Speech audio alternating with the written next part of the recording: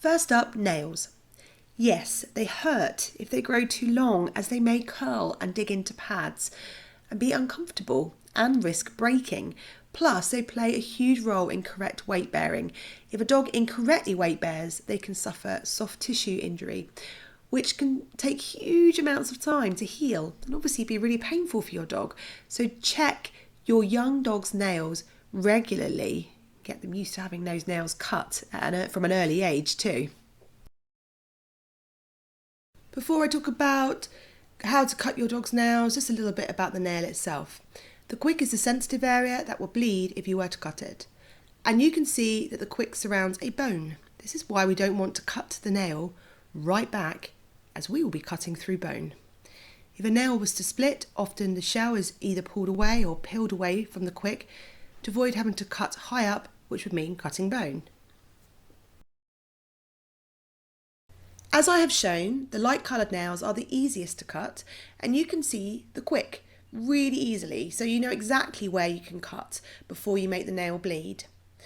Looking for the spot in the middle of the nail can help, especially with black nails.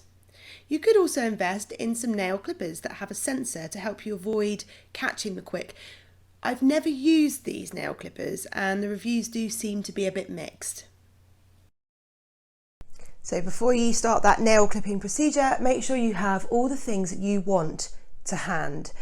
First of all, a pair of nail clippers. Now, these ones are pretty large and would be for our larger breed dogs, and they come in different sizes, small, medium and large. So just make sure you get the correct ones for your dogs.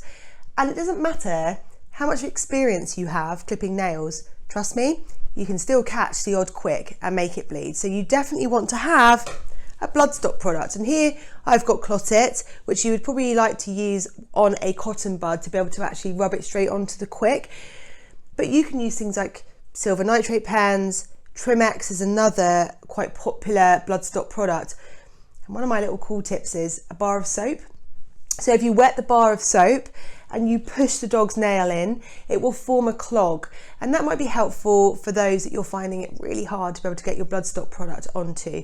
And actually, when it comes to any dog that's having a bleed of any kind, keeping them calm, letting them relax and taking some time out is a really important part of actually stopping the bleed. Now, once you've got your products ready, you may want to make sure that your dog actually finds this experience enjoyable. So lots of treats.